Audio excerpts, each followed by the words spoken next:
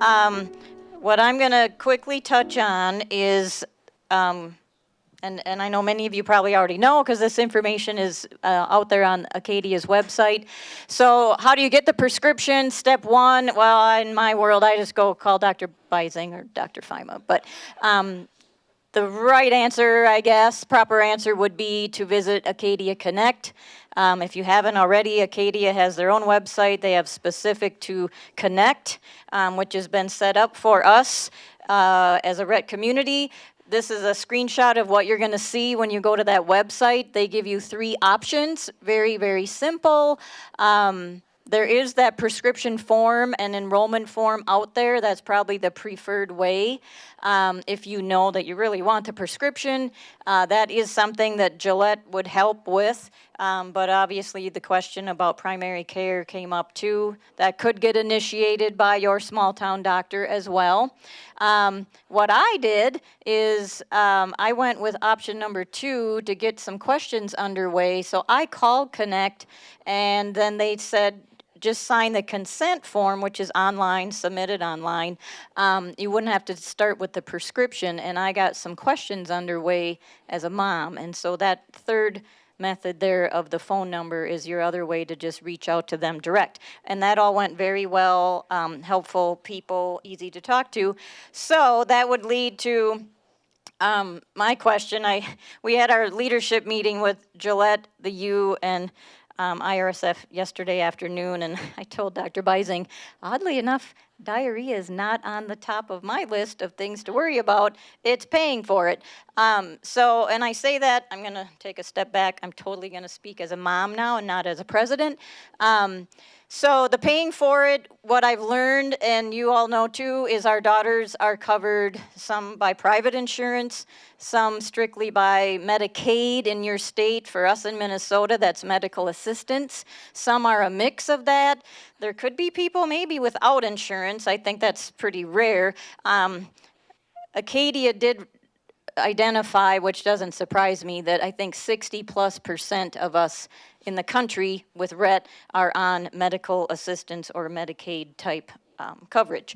So shocking, I went to the webcast for the investor call. Matt Doms did as well. That was the first webcast back March 13th. In that call is where I learned, I don't know that it's been anywhere else, but I learned how much does this even cost? And so it ends up being $21 per milliliter, and the dosing is on the weight of our child. And so, again, Lisa, the mom, says, all right, my kid is about 98 pounds. You got to do the conversion of kilograms. So Jill is going to need 50 mils twice a day. That's 100 mils a day, $21 a mil.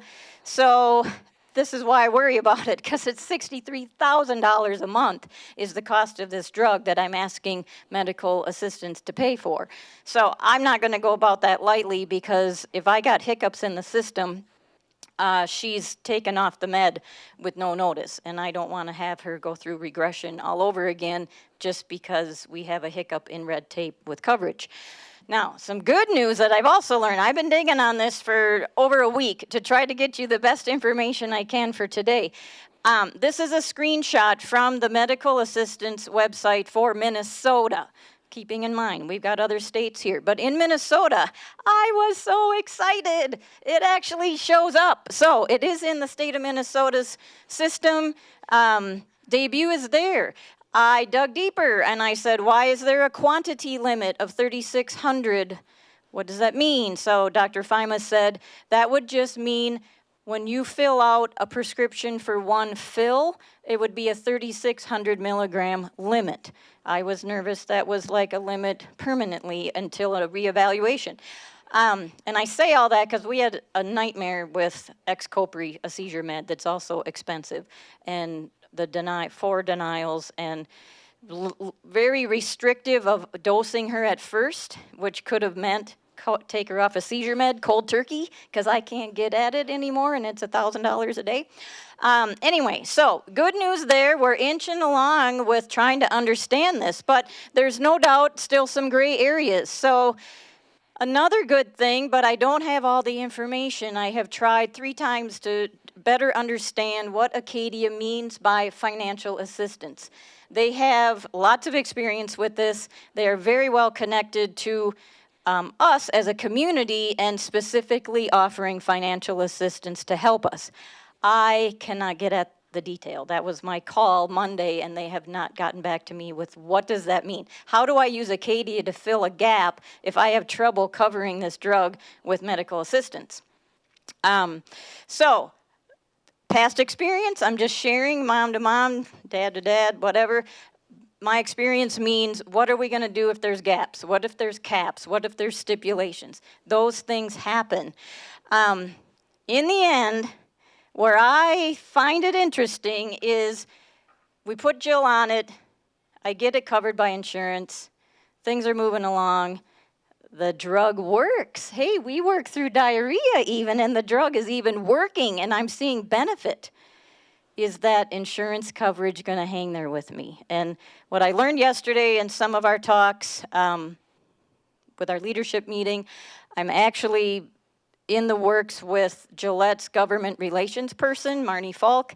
I'll be writing a letter as a mom and as a president to our legislative people that are still speaking this through May 12th on these types of issues to deal with rare disease, deal with the hiccups that we face that are unique sometimes outside of normal medical protocol. So what I can say is that's why I said gray area, and I just want you to aware to navigate accordingly. There's other good news. We've had Matt reach out to his private insurance. They were also aware of Daybue. They also offered where it falls in the prescription plan. Good news. You hope it stays, right? I just say it's nothing to sneeze at with this cost. So in summary, I think the coverage will always vary across the United States because we all have different situations of coverage for our kids, but you can easily begin this process by visiting Acadia Connect.